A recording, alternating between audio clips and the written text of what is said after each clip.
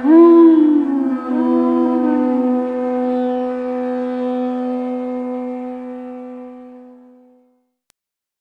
this 18th chapter is the summary conclusion. So almost everything that's in the Bhagavad-Gita is in this chapter and even more, which is the final conclusion. And that's what you get in a treatise. You'll get an opening statement, a general statement that has to be proven. And the development means that we move from this general statement to a logical conclusion, and along the way we give evidence as to why we have come to a particular conclusion and why we should.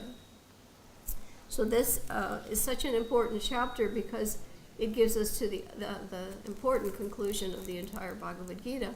And even our being here today, it explains the value. We're sitting here today and we're trying to study Bhagavad-Gita. And even if we're just listeners, we'll find out in the 18th chapter how much benefit there is to listening, how much benefit there is. This is actually, ours is a little more inclined towards a study, but that means you're worshiping Krishna by your study. And by trying to explain it to others, as I'm trying to share today, and you should also try to share with others, you become the most dear to Krishna. And he says it himself in the Bhagavad-Gita. So I think we're all very fortunate to be here in Vrindavan, in Prabhupada's house, and covering in particular this very, very special chapter, chapter 18. Now, when we go over this and we do these presentations, we like to use themes. So we're going to ask Abhay to take us to some of the theme slides. We have two special themes today, general themes, and then with each topic we will have another theme. And we've been doing this with our other classes. It seems to help people understand better what it is we're supposed to realize in our own lives. Sometimes the philosophy seems a little abstract and maybe it doesn't seem as relevant, but actually it is. And we try to draw in themes so that we can make relevance to our own lives, because without the Bhagavad Gita's instructions, we really won't know how to proceed in spiritual life. Okay, let's go to the slides of Arjuna and Uddhava, and we'll also look at the slide of Krishnadas Kaviraj. So we'll do this, let's take Krishnadas Kaviraj slide first. Do you have that one handy? All right. The approach that we use is systematic, and sometimes people find that might not be so relevant. The Vedic method was to just sit and listen. But actually, if you study the Bhagavatam and Chaitanya Charitamrita, you'll see one, and the Gita also, you'll see one thing unique about the Chaitanya Charitamrita. Krishnadas Kaviraj is speaking to the reader. There is not another person there to ask questions. So because he has to speak to the reader, he makes very clear what he's doing. He'll say, in the first 14 verses of this book, I'm presenting the preface or the outline. And he will tell you in every chapter, now this is the fourth verse, and he will elaborate on it. So it's actually, he's got a study guide built in to the CC. So the way we study is actually, we're following in that example. So if you're reading Chaitanya Charitamrita, you might try to note that a little more clearly, that he falls into what we call the very reader-friendly or listener-friendly category. He makes it very easy for one to follow where we are.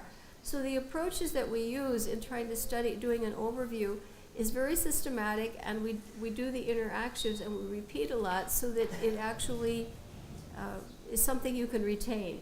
So here you see he's receiving the permission of the deity Madan Mohan, and he's about to write, and throughout the entire book he's saying, I am now, will explain at the end, he will say, I have now just told you. So he repeats at the beginning and the middle and the end. So that helps us understand why we're doing things the way we do. All right, let's take a look also at our other theme slides. So Krishnadas Kaviraj is the model for studying in a systematic way. And we were going to look now at the slide again of Krishna and Arjuna, because this instruction that we're getting from Krishna in the Bhagavad-Gita, we will also see that in the Bhagavatam, Uddhava asks many of the same questions. And just as Krishna is explaining to Arjuna essential philosophy, he's giving similar, only more elaborate definitions of the philosophy, explanation of philosophy to Uddhava. But there's one additional section in there that we will use as a model for today. And in that section, there's a major portion that's called the Avadhut Brahmana.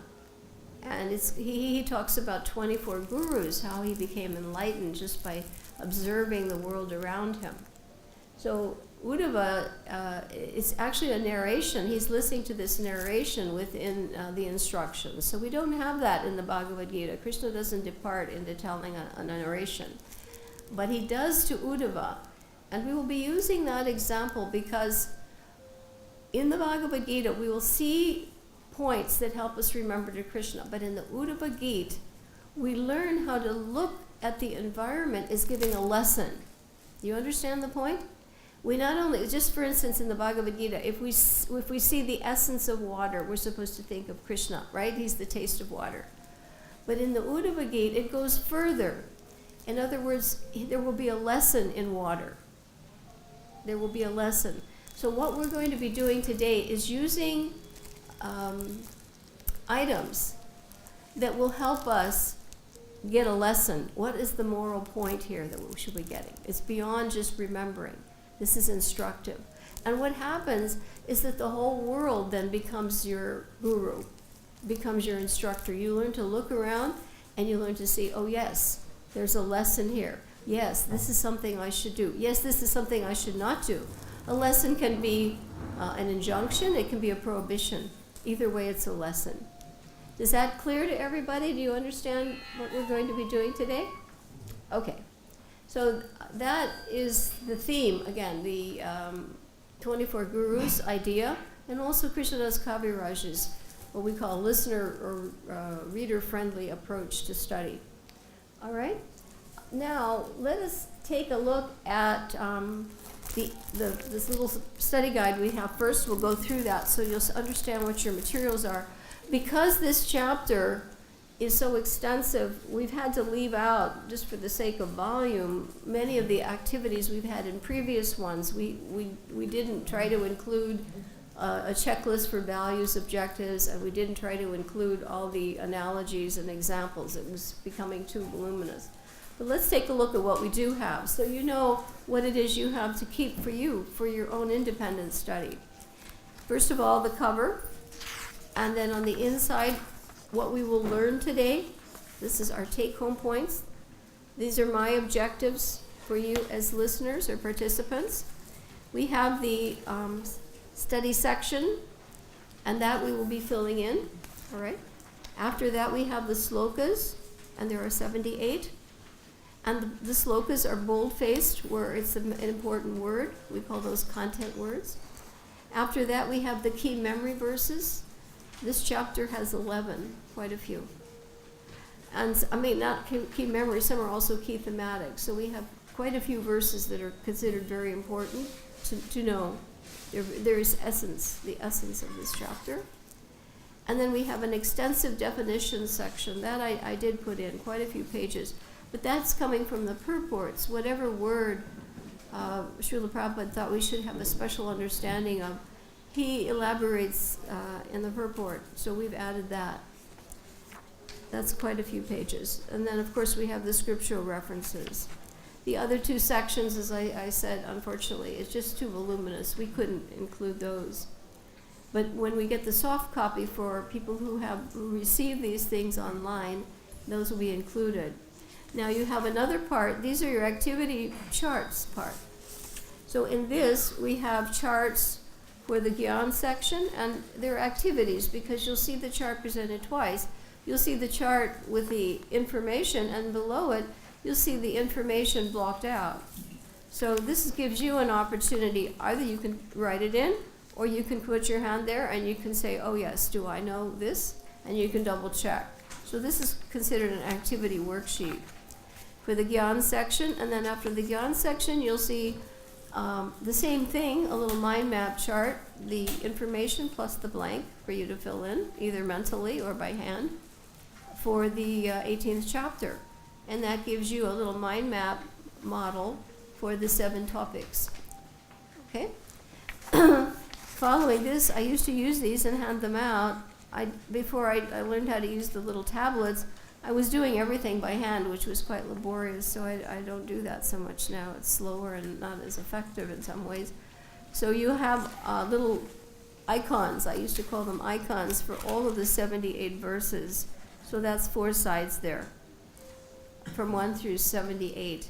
And in the icon, and you'll see the main word, and the verse is even written out small. So they'll just help you remember the flow of the chapters. After that, we have picture charts, and these are the ones we focus on in our presentations.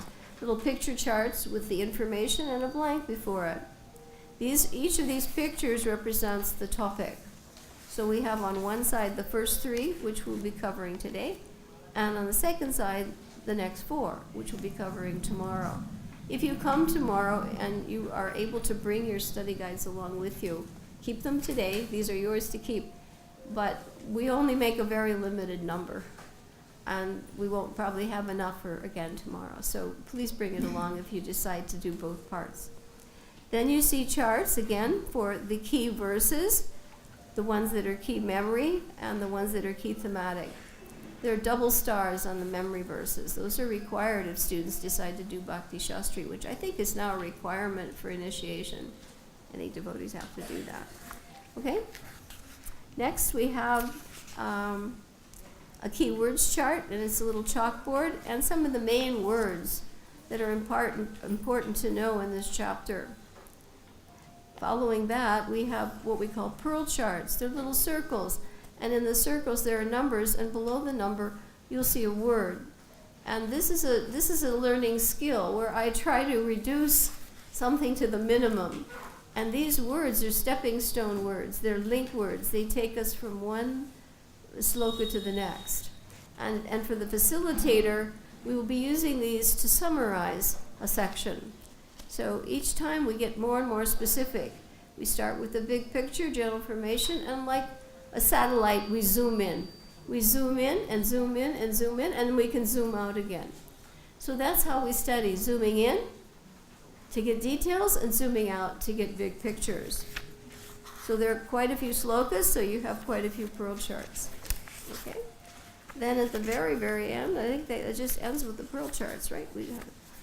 Again, it had to be, we had to restrict which things we were giving priorities to because it was too extensive to do everything that we do on shorter chapters. Is everybody now clear on what the study guide affords? Hey, good to see Subo. Join us on that. All right.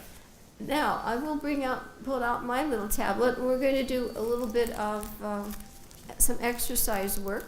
And we'll turn to the inside of your cover, right? You got your inside of your cover here. And these are called the take-home points. These we do at the very beginning.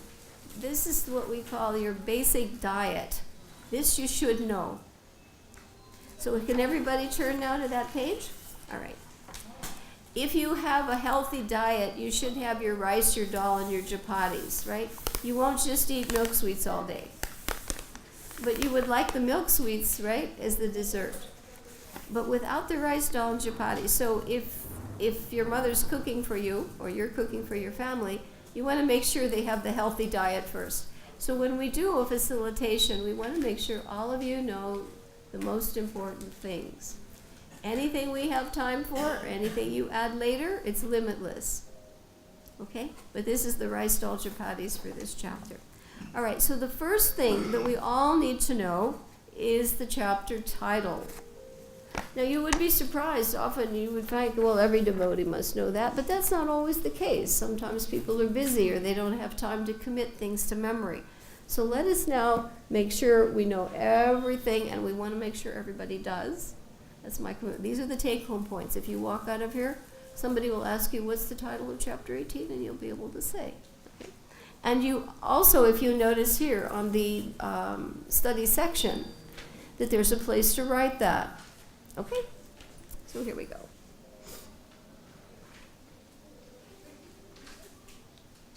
I think this is working. All right. And you can all see my tablet as well. This helps you know what to fill in. And by reinforcing, and use your pens and write them in. These are activity sheets. They're not just meant to put away when you get home. Use them. You'll be more apt to keep them out. All right, so the first thing we want to know is the title of this chapter. And the most important thing, and I use just letters, is conclusion. Right? This is the conclusion. We talked about it. Everything has 3 parts. This is the concluding part. And it's called the perfection of what? Renunciation. This is very important because renunciation is the theme of the Bhagavad-Gita. But how do we understand renunciation? How do we define it? And what's the perfectional stage? And the answer comes in this chapter. What is renunciation? Because Arjuna is asking that. What is the purpose? Krishna defines it. He tells the purpose of it. He tells how it's expressed in the modes. And he tells you the conclusion. Okay? So the chapter title is what? Conclusion, the perfection of renunciation. We don't want to just memorize the words like a parrot. We want to actually, because the Gita is deep. You can read it again and again and again. Each time it seems like a new book. Because you're progressing in your realizations, so you understand more and more. Okay? So the conclusion, this chapter number is 18, right? And the title is again? Conclusion. The what? The perfection of renunciation. What is that? He wants to know. And we'll be taking you through the series like that. So everybody knows that. All right, this may seem elementary, but you will be surprised. I've even met some scholars who didn't know that. So, consider, we never assume anything in education. You have to make sure everybody's on board and everybody learns. All right, the next step. How many slokas are in this chapter? 72. I'm sorry, what's the chapter number again? 18. And how many slokas are here? 78. This is a big one. This is the largest chapter in the Gita. The introduction is chapter 2, and that has 72. They're both large because, again, a summary introduction, a summary conclusion have to cover everything. So here's the key, 18 and 8. All right, 8 and 8. We always use a backup. You have a backup on your computer. You have a backup phone or something like that. You have to have backup to remember something. A tendency to just remember something once is difficult. So the 18th chapter, how many slokas will we find? Everybody? Loudly? 78. Okay, don't be afraid to say it loudly because people on the radio are not apprised of the visuals. But they can hear you if you repeat it loudly. All right, so the next thing we want to learn, we know the number of chapters, the size. We want to know which section will we find this in. The Bhagavad Gita is in 3 sections, right? 1, 2, 3. Where will we find it? It's in the Gyan section, the final one, right? So you can put Gyan Yoga in that one. It's in the final section. The beginning is Karma Yoga, and the middle is what? Bhakti-yoga. There are 3 sections. Bhakti, being the pearl, is like they say between the shell and the oyster, the 2 shells. So Gyan is the final section, and it's the last chapter of the Gyan section. Okay? Each section is 6 chapters, 18. By the way, I counted up the Bhagavad-Gita the other day. It's also 18 chapters. I hadn't realized that before. 18 is a very important number. All right? So did everybody know? If someone asks you, what section is that in? What will you say loudly? Gyan, right. Don't be afraid. It'll actually, if you participate, your retention goes way up. It's for your benefit. We're not here to what shall I say, do useless activities. All of these things are beneficial for us. All right, now the next thing we need to know is how many topics will we be covering? Because if we know the topics, we know, again, we're zooming in now, we know what Krishna is going to talk about. So how many topics do we have in this section? 7, right, this is the biggest. 7 topics. And we see there a progression. They start from the beginning level of Krishna conscious understanding, and they go all the way up to the highest platform. It's progressive. Krishna is progressive. He's not random.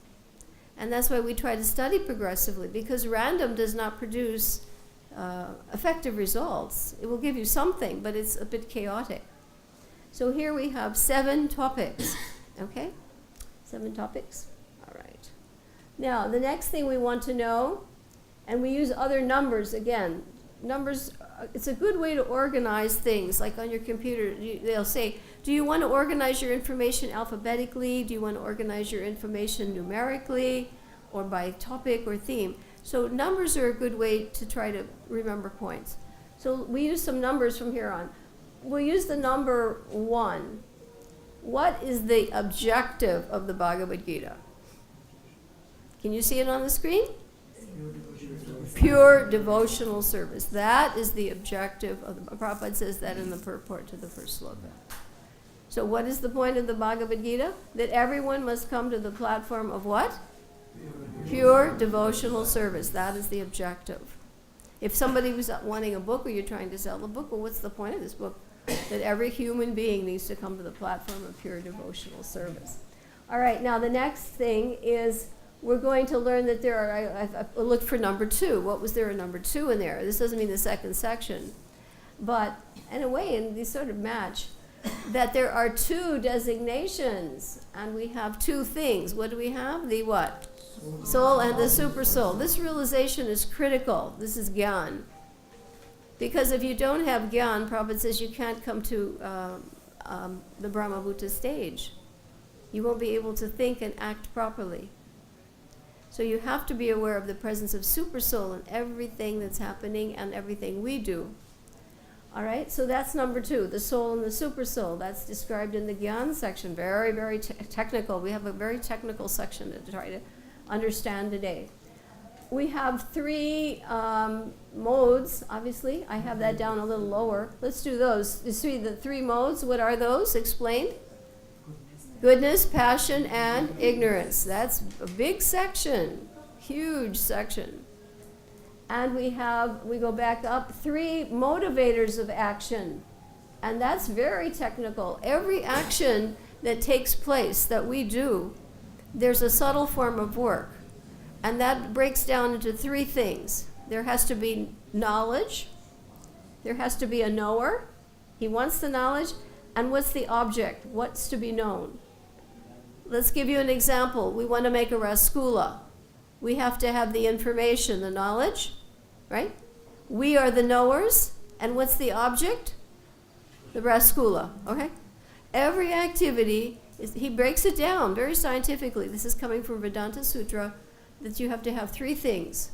This is the subtle form of work before you do something. You have to have the knowledge, the knower, and what do you know? What's the object of that? That's also explained in chapter 13.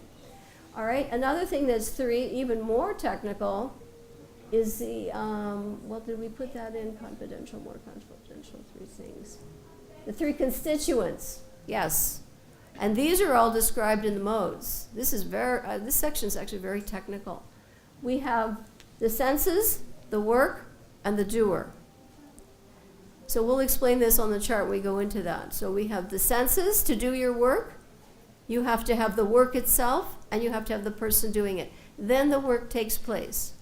Now somebody might say, why do I have to know all this? But this section is so technical, but so difficult that without knowing it, you won't act properly. So we'll pray to Krishna that we can try to make this very clear today. Because without the knowledge of the super soul, and without the knowledge of how the modes affect all of these things, the knowledge, how the modes will affect the work, how they will affect the worker, how they will affect the action. We have a slide series on that. It's critical. So please be attentive. And it's interesting, Krishnadas Kaviraj keeps saying that in the CC. He says, now listen with attention. So we will ask you to do the same, because it's critical for your spiritual life. All right, now we have how many varnas? How many varnas do we have? 4. And we see numbers after them. B would be for what? What is it for? Brahmanas. How many points are there? 9 qualities. These are some of the verses that have to be remembered. 9 qualities for the Brahmana. What's the K for? Louder? Come on. You people, come on. I know it's cold, but louder. That's it. Now you sound like Kshatriyas. You know, before you were a little bit Brahmanas, we'll let you get away with it. But for the Kshatriya, we should be able to hear you. How about the V? What's that for? Okay, some people here might like money, right? How many qualities for a Vaishya? 3. Notice it goes down. The Brahmana has to have more qualities, right? And the Kshatriya, he has fewer, right? What about the Vaishya? What about the Sudra? 2.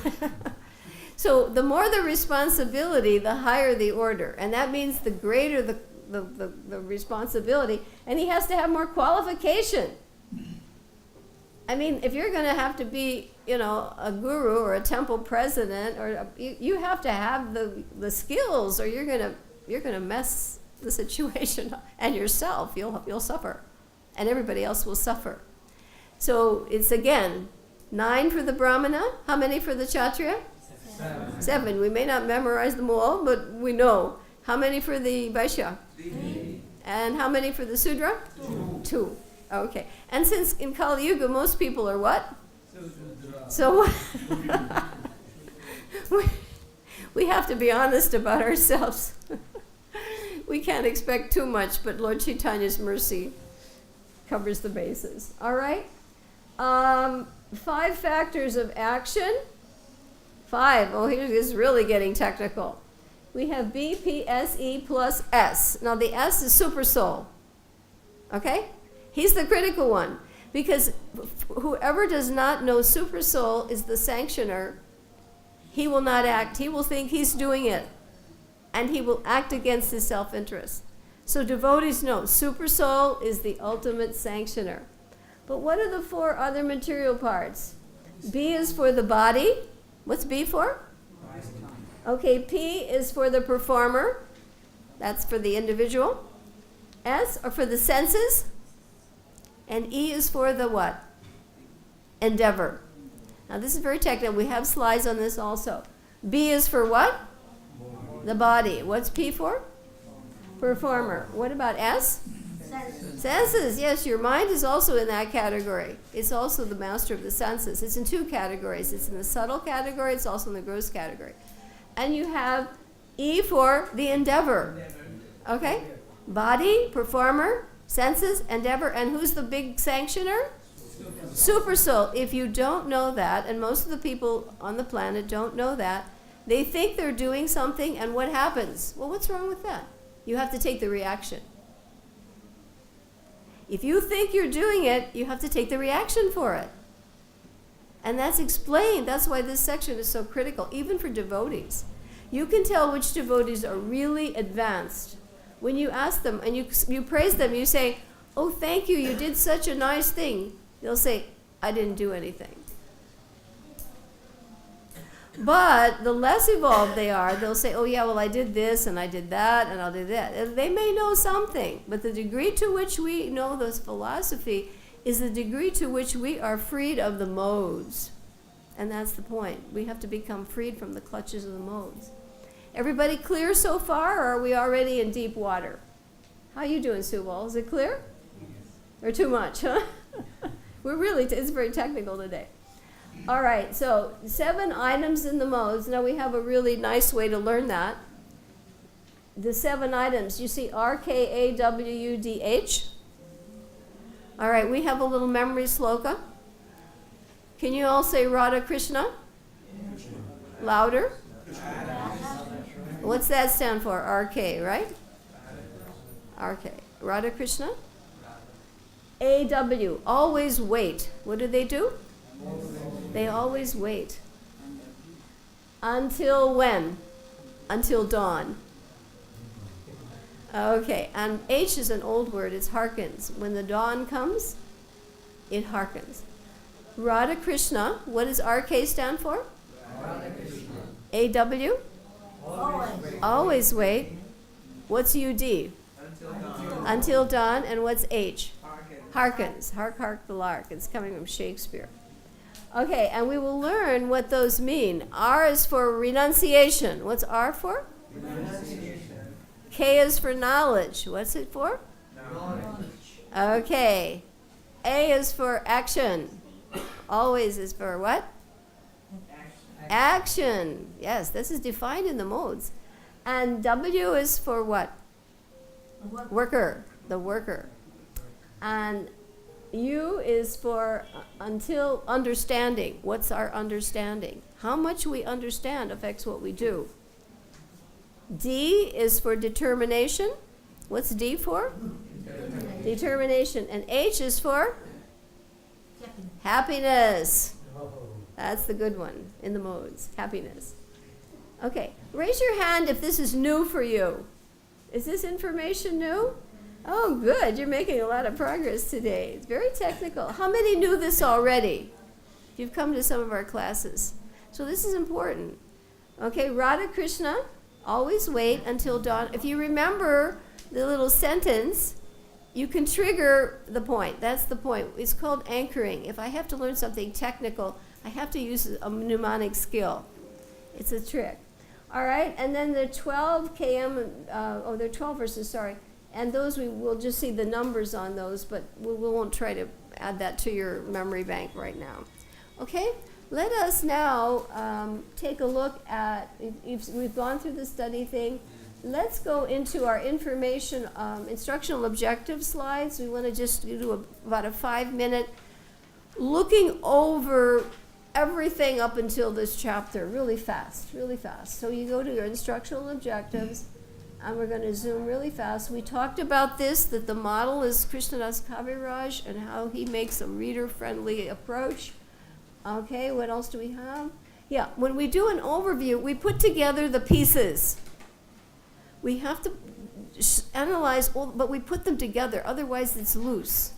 That's another thing we do. And the next thing we do skills and drills.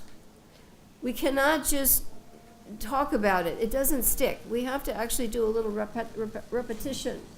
And the point is stay on the line. Don't fall off, right? Using your memory. If I use my memory, I won't lose my memory. So we ask you to try to build your skills. And ways to do it are by recall codes and repetition and review and reflection. Okay? Next. We study 3 levels. We get the overview, the ground view, and we go into the purports to some degree. Okay, next. But we always start with the what? The big picture. If you don't start with if you go to buy a book like Bhagavad-Gita, you have to look at the cover title. Bhagavad-Gita, that's the big picture. So you start with that. If you just open the book and you don't look at the cover and you look for one word, you won't get the idea. The writer starts with the big picture, and he breaks it into topics. So the wise student will do the same thing. He will start with the big picture, memorize that, he will memorize the topics, and then he goes into detail. Random detail will not give you the picture. It won't work. Okay, next.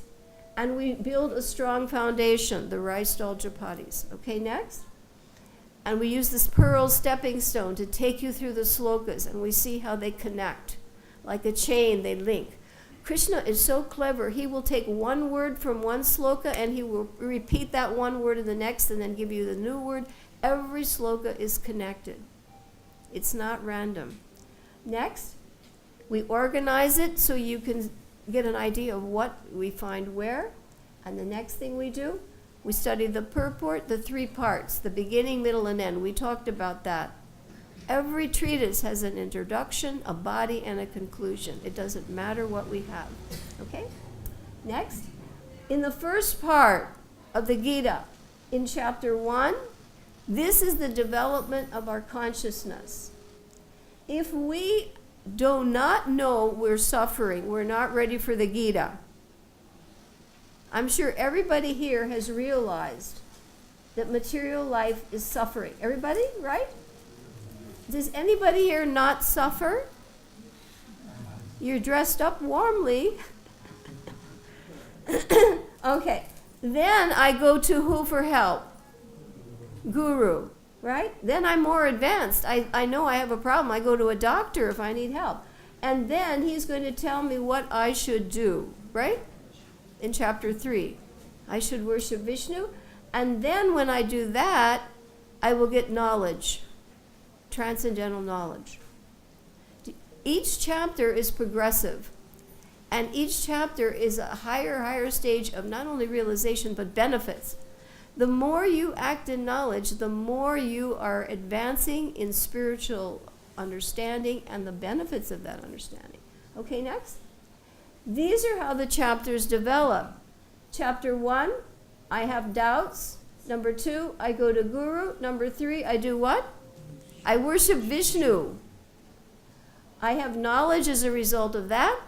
And then knowledge brings me to Gyan. And Gyan brings me liberation. What does Gyan bring me? Liberation from the clutches of the modes. I'm not the doer. If you think the doer, you're still under the clutches of the modes. And that, in the 6th chapter, leads us to Dhyan, meditation. I meditate on Supersoul. And when the perfected stage of that realizes, I'm ready for chapter 7 and knowledge of Krishna, which is the goal. Do you understand the progression? The Gita is not random. It is quite systematic. Okay? And here you see it on the chart, a yoga ladder here. Those below Karma Yoga, it's bottom animal life. If I follow Karma Ganda, I'm at least a human being, but I'm not transcendental. If I take to Karma Yoga, Jnana Yoga, Stanga Yoga, I'm acting with the goal of the Supreme in mind. But Brahma Bhuta stage, you have to cross the modes. You have to cross over the modes. I can go to Brahman, but I may fall down again. Unless you have a devotee who will take you to Krishna's lotus feet, you will not really have a safe landing. Okay, everybody okay with that one? All right? All right, so we got that. And let's go further. We'll just go to this. Okay, now, in the Gyan section, please look at this chart carefully. Chapter 13, we'll see where we are in the Gyan section. Chapter 13 showed us we had a relationship with Supersoul. What does it do? What's the key word?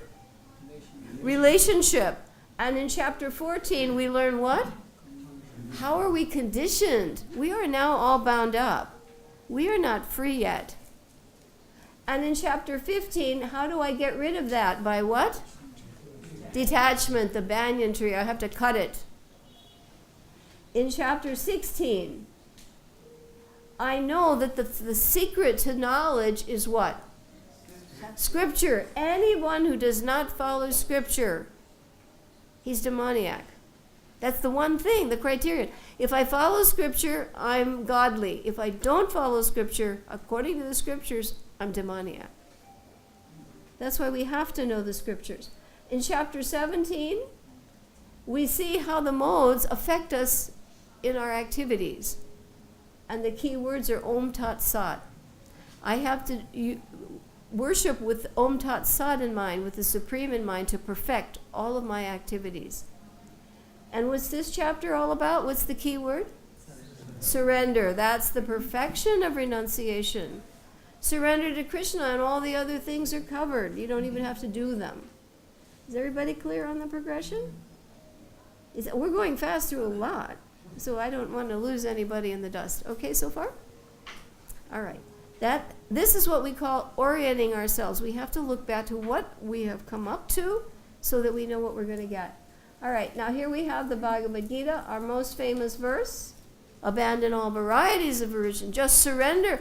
One stroke, you end the reactions. You don't have to follow all the other processes. So brilliant, so simple, but nobody wants to do it.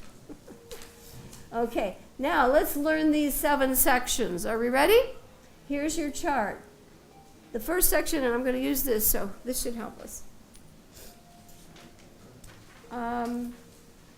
Well, let's look at the pictures first. Okay, Karma Yoga is our first one. What's our first one? Karma Yoga. Then it advances to what? Jnana Yoga. If you remember the ladder, it's higher. It's the result of knowledge. If you do Karma Yoga to the perfectional stage, it leads you to Gyan. Just like if I finish the first grade, I can go to the second grade. If I don't finish it, I can't. Is there a chart for this? What's that? Yes, the second.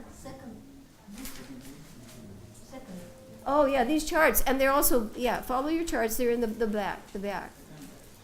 If I'm in Gyan and I know that I'm going to be affected, I have to transcend the modes. I have to know how they act. So the third section will tell me how the modes are going to affect Gyan. So what's the third section about? What do you see? Of this chapter? The modes. Huge. So much. You've probably been sitting through a lot of classes, but you may not have quite realized the whole picture. Do you get the difference?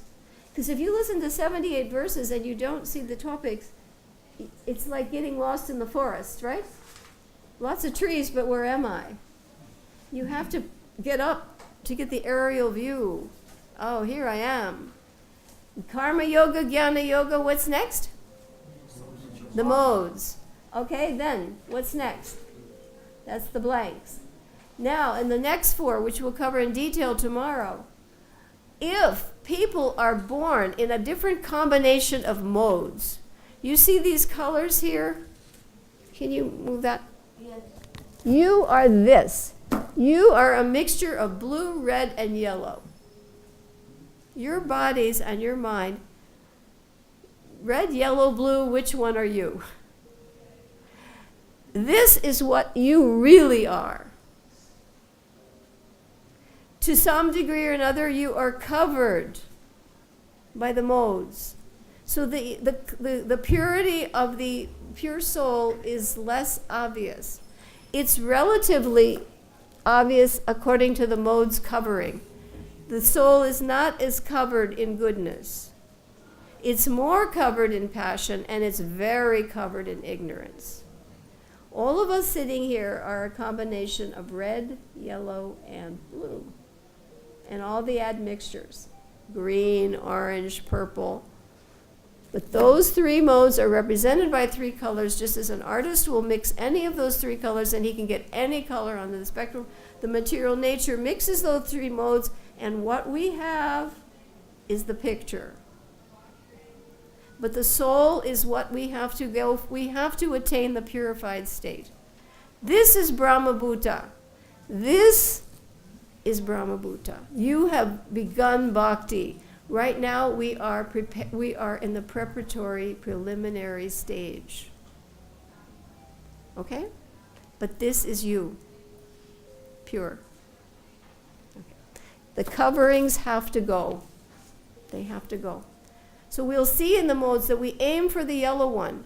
Yellow is what we want. We want to know how the modes act in yellow. At least if we're there, we're close. If we're in red and blue, we go down. We descend. We degrade. All right. So here we have, this is how people manifest in the modes. But if you work according to your nature, you can perfect yourself. You have to work according to your nature. I don't think there's anybody sitting here who could sit in Loy Bazaar and sell saris all day. Is there anybody here who would like to do that? But those people are happy. Are they sitting here? Is there anybody here who in the summer, in 50-degree weather, could put bricks on his head and work on the rooftop building a building in Vrindavan? Could you do it? No, but somebody has the modes to do it. Everybody has a prescribed nature and duty. You will act that way, you have to act that way. That was the argument with Arjuna. You will fight no matter what you do. But if you fight for me, no reaction. You do it for yourself, reaction. That's the secret of the Gita. From Gyan to pure devotion, notice the chapter section. How do I go from Gyan to Brahma-bhuta? That's described in that section. Then I do what? Do I stop there at Gyan? No. I have to surrender to whom? Krishna. That's the lotus feet. The goal of Krishna are the lotus feet. If I don't do that, even if I go to Brahma-bhuta, I can fall back down again. No landing on the plane. What does Arjuna finally decide to do? He agrees to fight, but for the right reason. He will fight. But for what reason and in what mentality? That's the secret of the Gita. You have to know what you do for whom and why and in what mood. Otherwise, you're bound. Red, yellow, blue. Which one will you be? He agrees, and victory is predicted by Sanjaya in the end. It's predicted. He guarantees. He says, of course, wherever these two are, there will be victory. And you'll see it's even Ras. People will say, oh, there's no Ras in the Bhagavad-Gita. Let's read something else, like Ujjvala Nilamati. There is Ras in the Gita. You look at the last section by Sanjaya, he just was like thrilled, ecstatic, wonderful. He's not saying, oh, this is boring. He doesn't conclude with it. He says, I rejoice when I hear this conversation again and again. So the Gita is quite progressive. Everybody understand that? All right. Now, let us take a look at just pictures of the topics, okay, the analogy pictures, because we're going to focus on pictures, and we have to do the 21 slides of things. Time goes so fast. Okay, here we go. The boomerang. Okay, remember, we're using the guru's idea. If I see a boomerang, we're going to use the boomerang as an analogy for the first topic, which is what? Karma yoga. Why is the boomerang an example of karma yoga? Why? What you come out comes back. Has anybody ever seen a boomerang? How many never heard of one? Some people don't know what it is. They use them in Australia. And you throw it around, and if you throw it properly, it comes right back, and they catch it. They even have competitions. They'll throw the boomerang around. They'll have Olympics. And you have to catch it, because it comes right back. So this represents karma yoga. Okay? I want to play a little, before we do these sections, I want to play a little clock game number with you too, because I want you to know the section numbers. 12 and 12. We're going to go around the chapter in a circle. If it's 12 and I say midnight, what do you think of? It's dark, right? If I say 12 and I say noon, what do you think of? It's light. Okay, the first topic and the last topic are both how many verses? 12. I want you to learn the numbers of verses. 12 and 12. We start with 12, and this means we're starting in the material world, which is what? It's dark.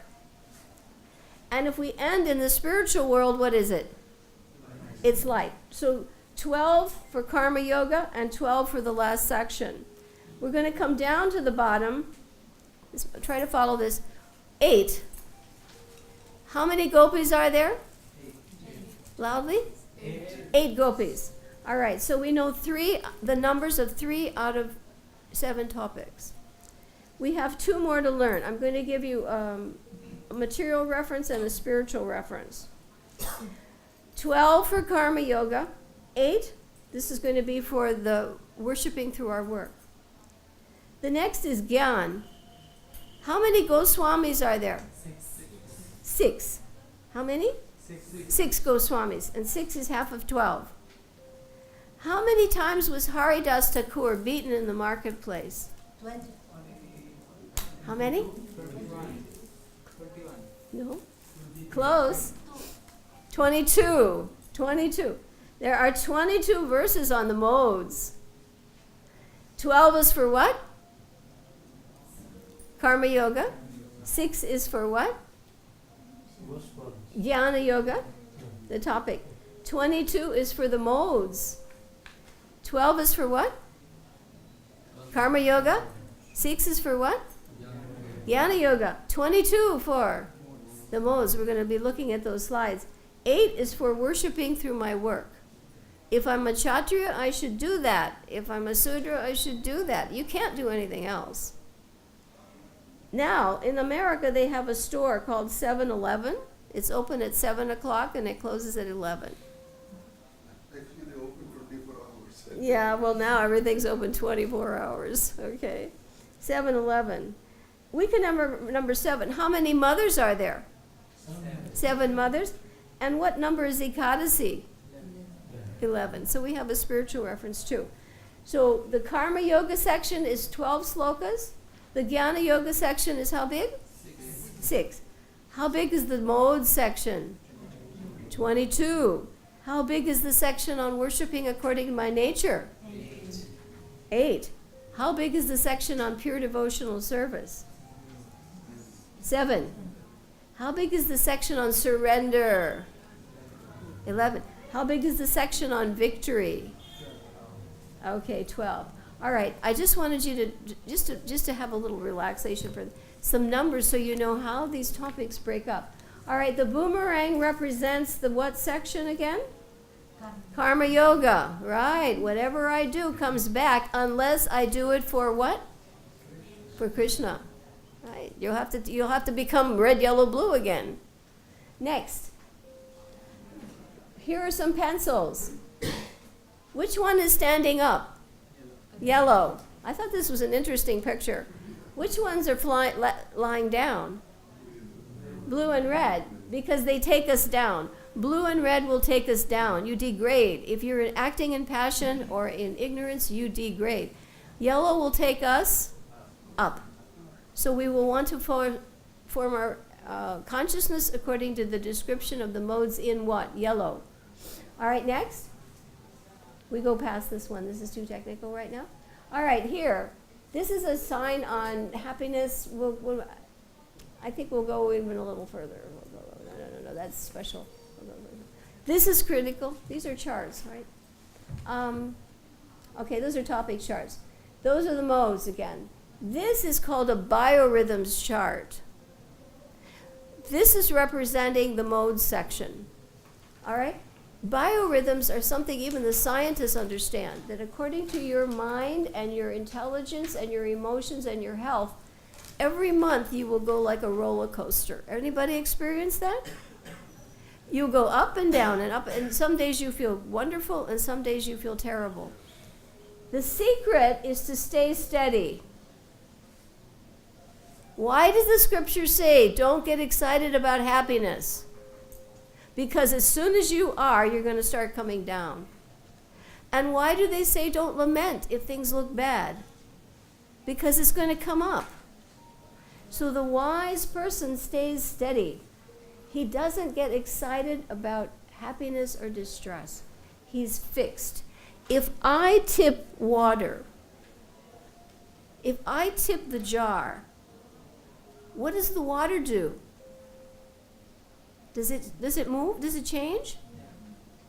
Like the ocean, it stays steady.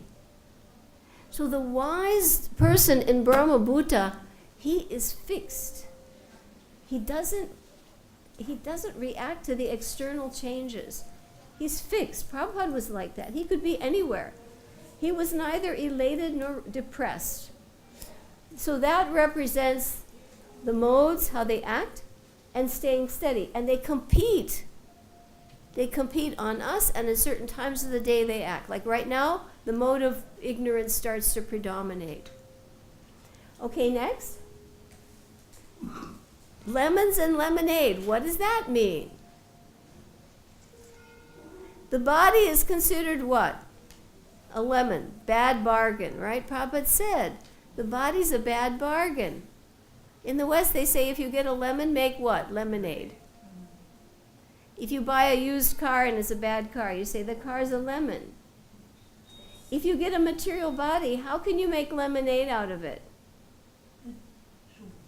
You use it in devotional service. You understand the analogy? This same thing that brought you here, that's the cause of our suffering, if it's engaged in service, it can get you out. Make lemonade out of a bad bargain. Next. Okay, we'll go past this one. The caste system in India, and you see the Brahmins are at the top, but not as much in number. Each one is bigger. Each one is bigger because it's a support system. You will not find that many people Brahminically inclined. It's just the way it is. Okay? And you'll see more people who are Sudras because that's the support system. Okay, next. Got the lemonade one next. And these are the ways we remember the topics. Next, we didn't organize this. Okay, this is sort of out of order. Okay, carrot and stick. Okay, these slides, I don't think we had the order on this section. Anyway, the carrot and the stick is the motivation. What motivates people who are material? Go back to the carrot and stick. If they want something, they want the carrot. They want happiness. They want results. If they don't want something, they avoid it. That's the stick. That's ignorance. Carrot means passion. I want something. Ignorance means I don't want it. Okay? Next. And that's it. All right. Now, quickly, let us take a look at the series of 21 slides in the modes, because you want to see how they act. Now, we divided them by goodness, passion, and ignorance, and they're very easy to watch. Okay? 7 in goodness, 7 in passion, and 7 in ignorance. All right? And we'll see 7 very quickly. The pictures are large, and it's very simple. Okay? Go ahead. Quickly. Just quickly. Okay. In the mode of goodness, the person is detached, he renounces, and he does his work, his duty. Now we use clocks. He'll get up at 4, right? He'll do what he's supposed to do. All right? Knowledge and goodness. He follows scripture. What does he follow? Scripture. Okay? In renunciation, he does his work, but he renounces the fruit. In terms of knowledge, he follows scripture. Next, what will he do in terms of action? He will do his action dutifully, without attachment to the result. Okay? Next. The worker. He will work without false ego, without sense of pride, and he will be enthusiastic, and he will unwaver, and he'll be very organized and tidy. That's the worker. Next. He will know what he should not do, and he will know what he should not do. He's clear because he follows scripture. And next, determination. This is the sparrow with the eggs. He is so determined to succeed. That's determined. He's Dhridavrata. He's determined. And next, he's clean, right? He's in goodness. His happiness means I perform austerity. It may be poison in the beginning, but it's nectar in the end. Okay, let's take a look quickly at the pink ones. Passion. He will give something up because it's troublesome. Oh, I don't want to go today. I don't want to do that, right? Think about these. How many times do I act in passion, goodness, or ignorance? Because these are not just some slides to take up us our time. These are slides that check our own motivation. These are how the modes are affecting us. Okay, how about knowledge? Knowledge and passion means I come up with certain theories or philosophies. But it's material. It's not spiritual. That will not get me out of birth and death. What's my action like? I like results. I want the gold medal. I want an announcement. I want the prize for how many books I distributed. Ask yourself, do I want those things? We're not totally free. Do I need recognition or I won't do it? Think about this. This applies to us. Next, what about the worker in passion? He wants the fruit. He wants the result. If I don't get money, will I not do it? You have to pay me to do everything? Is that service? If I come to the temple, and how much are you paying me to do my job? You have to think about how much am I detached from these things. Okay, what's next? Understanding. That's a weather vane. It goes like this in the wind, right? He's not clear. Well, what should I do? Should I do it? Should I not do it? Should I do it? He doesn't know for sure because he's not following scripture. And the last one? Passion. Oh no, this one is determination. If I don't get the fruits, I'm not determined. If I don't get the fruit, I'm not going to be determined. I'll be determined if I get it, but if I don't get it, I'm not interested. And the last one, happiness. Oh, That's a dangerous one.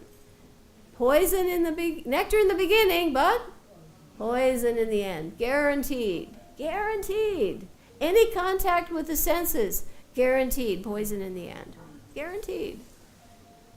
But people still do it. Now let's take a look at ignorance. We're going to run through the 7. New Year's, midnight. How many people in the world were drunk? What a good way to start the year, huh? He gives up his duty because of illusion. What a way to start your year, unconscious. Performing vikarmic activity. What about his knowledge? Limited to the newspaper, to the body, animal information. Make the body comfortable. Feed it. But no knowledge of the soul.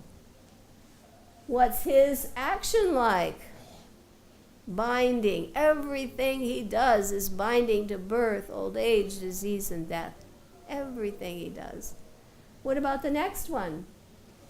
What kind of a person is the worker in ignorance? He's cheating. He's cheating. He insults others. He puts things off. Okay? What's his mentality? His understanding? It always goes the wrong way. It's the opposite of what it should be. He thinks an ordinary man is God, and he thinks God is an ordinary man. He thinks truth to be untruth and untruth to be truth. Okay? And the last thing, what's his determination? He stays in bed all day. And finally, happiness. Where was his happiness? Did we have that one? Was missing? Did you go back that? His happiness. There's no happiness beginning or end. It must be left out of there. Shows again alcohol. That's it's poison at the end as well as at the beginning. All right? And we're running over a little bit. I want us to quickly just go through the slide pictures. We'll look at those. I don't know if we'll have time for the video. Go to our slides. We're going to look at the slides now and just the trigger words that link us from the Karma Yoga section to the Gyan to the modes. And tomorrow we'll do the other 4. Okay. Arjuna's asking, what's the purpose of renunciation? He wants to know the purpose. Okay, and the next slide, here you see him. Sometimes I put 2 slides. The purpose, and then Krishna is going to answer. And what's the word he uses here? Can you all say it? Sannyas, right. He explains what is sannyas. Sannyas means 2 things, not just the order. It means the mentality. You can be a sannyasi and be a housewife. More so maybe than someone who's an orange. Okay, next slide. This is sannyas in former ages, but in this age, sannyas is different. It's Sankirtan Yagya. You didn't go off and do meditation. They could do that in the last age. We cannot do that. Now, there's an argument. Some work is faulty. And Krishna wants to know, Arjuna wants to know what's faulty. And Krishna explains, there's difference of opinion, but I'm going to give you mine. In the next sloka, he says, this is my judgment. I will tell you now which sacrifices, austerities, and charity should be done. Next, he said, nothing, sacrifice on charity should not be given up. They purify even the great souls. And he adds in the next sloka, that's my opinion, and that's to be taken as final. In the next sloka, now he tells us about, just as we saw the slides, he talks about renunciation in the modes. If I give it up, like at 10 o'clock, I give up my duty because of illusion, I'm in the mode of what? Ignorance. Next slide. If I do it because it's troublesome, I'm in the mode of what? Passion. If I do it out of duty, I renounce, and I do it out of duty, I'm in what mode? That's 4 o'clock. What is that? Goodness. Goodness. All right, the next slide. The intelligent renouncer has no doubts about work because he's following Shastra. Prabhupada went across the ocean at 69 years of age on the order of a guru. He didn't have any doubt. No other person would do that. Next. And no one can stop working. Everybody has to act. to work in this world. You have to work to stay clean, to eat, to support yourself. No one can be inactive. That's impossible. But you have to renounce the fruit, or you have to come back again. Next. At death, this is the reason Arjuna is asking, what's the purpose of renunciation? So that at death, I don't have to take the reaction. I don't have to be a mixture of red, yellow, blue. Those bodies are coming because of a person keeping the fruits, subtle and gross. We're here because we've done that. We don't want to continue doing that. Okay? The 5 factors of work, we talked about that before. Super soul is in the middle. You have to acknowledge there are 5 doers, not just yourself. If you know that and you take direction from super soul, no reaction. Anything that's coming from guru, scripture, super soul, no reaction. How is it the devotee can work without reaction? This is the reason. And next, the 5 factors again. You see the super soul, we talked about those 5 factors. And next, and whatever right or wrong is caused by these factors, anything we do is caused, anything anybody does. 5 factors are, this is coming from Vedanta Sutra, very technical, but you have to understand, we're moving and acting at every point. Unless we are completely fixed in thinking and doing everything for Krishna, we're going to be red, yellow, blue again. Okay, next. And one who thinks he's the only doer, he's not intelligent. He's not intelligent. You just want yourself, and you see it in the newspaper where they're completely in ignorance. Their award, he did this, and this man just did that, and I just did that, and I just won that trophy, and they're completely in ignorance, and they're bound up, and they're headed down. The only way you can go up is through devotional service. You can only change the modes through devotional service. And next, what motivates us? If your motive is to follow Krishna's instruction, you're not held responsible. Even if in a war Arjuna kills, he's not responsible. But if he kills on his own account, he is. Or if he doesn't do his work, he's accountable. Either way, it has to be done, and it has to be done for the right reason. And in the next one, constituents. We talked about that, the 5 factors and the constituents. We went through that with the chart. And here are the colors: goodness, passion, and ignorance, the 3 modes. Okay? And I don't know that we'll go through all those slides because we did that with the other section. Do you have a little bit of the video? And we end with a brief clip. I hope you've got the right section. It's a couple of minutes, but it shows you again, we've shown this video many times, but it shows you again what are the symptoms of a person who's maybe in passion or he's in ignorance. What's the time? It would probably be at 28, I think. I got that right. 28 minutes. Should only be at 28. We got a little bit of confusion.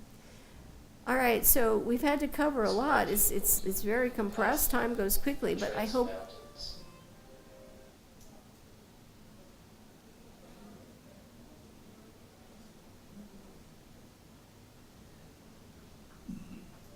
Over the years. No. It's a process. No. Is that 23? Must be 20. Should be 28. Each breath, every No. single hormone, every piece of No. Is that 23? changes occur. 28. It's on the right side. What's left? Should be 28 minutes left on the right.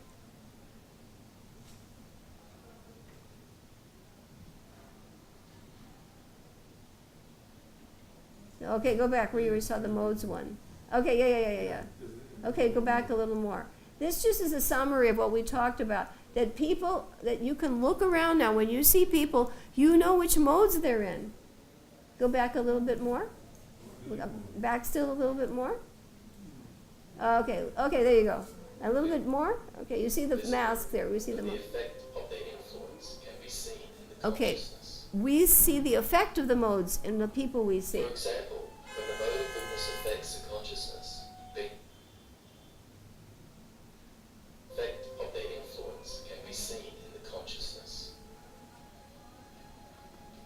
For example, when the mode of goodness affects the consciousness, being the most light and transparent, it hides very little of the quality of the soul. Therefore, people influenced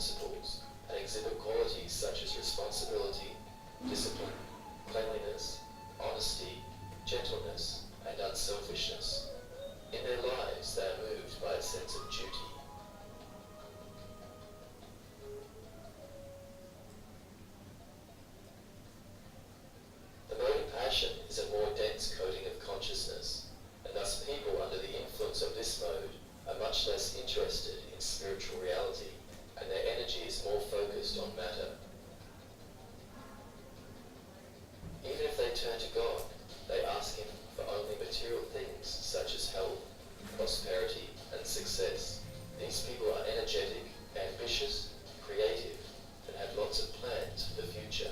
They are movers of material progress. They are very happy if they are successful and very upset if they fail. For momentary benefit, they are willing to compromise their conscience or the law. Their main driving factor is selfish desire.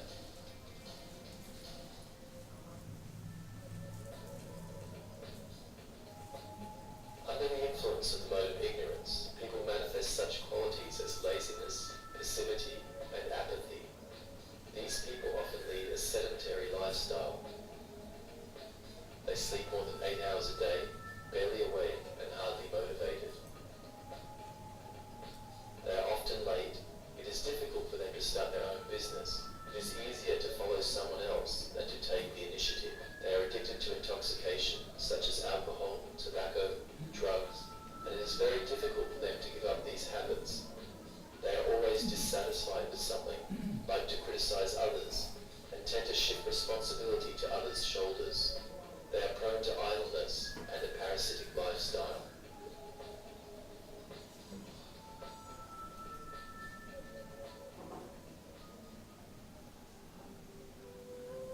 The person in the mode of goodness is more interested in self-improvement. The person in the mode of passion is more interested in external activity, and he is motivated by a desire to change the world. A person under the influence of the mode of ignorance is not attracted by any activity, neither internal nor external. He prefers idleness and dalliance. He also tends to destroy everything, starting with his health and ending with the environment. He gets pleasure from abusing and other destructive activities. Naturally, in its pure form, these gunas are found very rarely. In most cases, these modes are mixed in different proportions and provide a variety of human natures. These modes are dynamic. That's why a person can change, deliberately increasing an influence of different modes in his life. Sometimes a person degrades, and sometimes, taking advantage of knowledge, willpower, and freedom of choice, he rises to a qualitatively higher level of life. These three gunas, or forces of nature, give rise to three main states of consciousness, which a living entity may remain in. Okay, and we'll stop it there. Okay? Under the So hopefully now you can perceive when you look around a room or you see anybody, you'll know what you're seeing. You'll see red, yellow, blue. Every one of us here has been constructed according to the mentality we had at the last life. Hard to understand, isn't it? It's hard to accept sometimes. But what we do now, we're writing our destiny. We are creating our next life. And that is why it is so important that we try to do things in the mode of goodness, because it is the platform for elevating to the, relieving these coverings and getting to the platform where the pure soul is unobstructed anymore. What we really are is pure, but right now the contamination of those three modes is there. And now you find, you look around, you see people, I know, you think, oh, percentage of this and percentage of that. Everybody's an admixture. And you'll never, the highest you can go in the material world, according to the Gita, is Brahma. That's closest to pure goodness, Satyaloka. But we don't want that. And the advantage, we have the chart here. This is the point. We bring this chart in every time. The human body is valuable because you have choice. Demigods do not have choice. Animals do not have choice. Only the human body can choose to go up, down, or out. And that is why the demigods pray for a human birth. What we have is so precious, we do not, if we knew, we would faint. The human body is rare, it's precious. We're in Vrindavan, we're in Prabhupada's house, we're hearing the Bhagavad-Gita. The odds are inconceivable. So hopefully with that understanding and the importance of what little time we have to try to cover this, so it's not too tedious, but at least you get the essence of it. And I hope again you can join us tomorrow. We will do the last 4 sections on work and worship. We'll be talking a bit about Jayananda. And we're going to be seeing what are some of the pitfalls if you try to do somebody else's work, and the importance of surrender and the value of it, and the value of studying the Gita, of preaching the Gita, of hearing the Gita. And never, ever, Krishna says, will anyone ever be more dear. That means ever. What could be more important than the Gita? So we thank you for coming. Sorry we ran over time. We usually do. I hope it wasn't too technical, too difficult, but I think we have to try to appreciate how much is in this chapter.